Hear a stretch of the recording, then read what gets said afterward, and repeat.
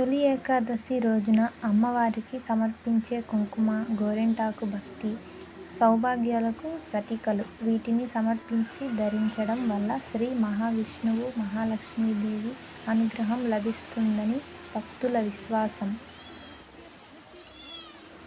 తొలి ఏకాదశిని హరిశయన ఏకాదశి లేదా దేవశయని ఏకాదశి అని కూడా పిలుస్తారు. ఈ పవిత్రమైన ఏకాదశి ఆషాఢమాస శుక్ల పక్షంలో వస్తుంది. ఈ రోజు నుంచి శ్రీ మహావిష్ణువు క్షీరసాగరంలో యోగనిద్రలోకి ప్రవేశిస్తారని పురాణాలు చెబుతున్నాయి. అందువల్ల ఈరోజు ఎంతో విశిష్టమైన ప్రాముఖ్యత ఉంది. తొలి ఏకాదశి రోజున ఉపవాసం ఉండి శ్రీ మహావిష్ణువును తులసి దళాలతో పూజించి ఓం నమో నారాయణాయ అనే నామస్మరణ చేస్తే పాప పరిహారం, మనశ్శాంతి, ఆరోగ్యం, ఐశ్వర్యం కలుగుతాయని భక్తుల విశ్వాసం. ఈ రోజుతో చతుర్మాసం ప్రారంభమవుతుంది.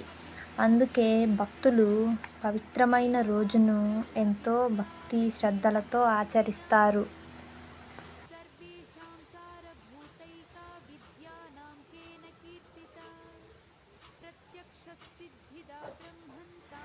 శ్రీ మహావిష్ణువు వారి అనుగ్రహం మీ అందరిపై ఎల్లప్పుడూ ఉండాలని మనస్ఫూర్తిగా కోరుకుంటున్నాను.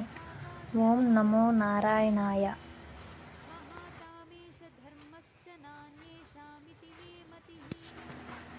ఒక సంవత్సరంలో వచ్చే 24 ఏకాదశులలో తొలి ఏకాదశికి ఎంతో విశిష్టమైన స్థానం ఉంది. ఈ పవిత్రమైన రోజున శ్రీ మహావిష్ణువును భక్తితో స్మరించిన వారికి ఆయన అనుగ్రహం తప్పకుండా లభిస్తుందని పురాణాలు చెబుతున్నాయి.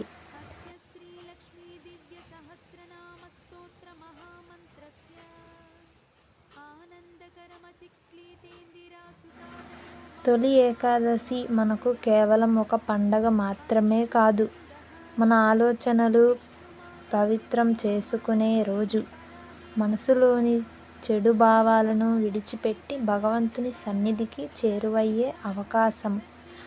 ఈ రోజున ఒక్కసారి అయినా ఓం నమో నారాయణాయ అని భక్తితో జపిస్తే మనసుకు ప్రశాంతత కలుగుతుందని పెద్దలు చెబుతారు.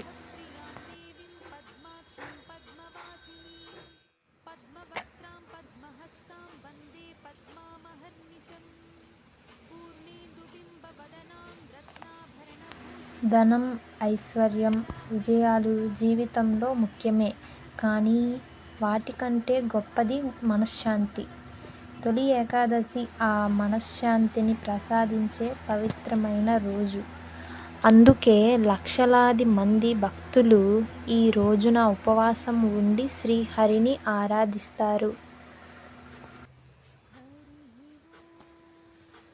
భక్తి అంటే కేవలం ఆలయానికి వెళ్ళడం కాదు, మంచి ఆలోచనలు కలిగి ఉండడం, ఇతరులకు సహాయం చేయడం, సత్యాన్ని అనుసరించడం కూడా భక్తిలో భాగమే.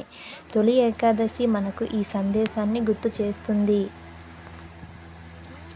ఈ పవిత్రమైన రోజున శ్రీ మహావిష్ణువు కటాక్షం మీ కుటుంబంపై ఎల్లప్పుడూ ఉండాలని కోరుకుంటూ అందరికీ తొలి ఏకాదశి శుభాకాంక్షలు. ఓం నమో నారాయణాయ. ఓం నమో నారాయణాయ.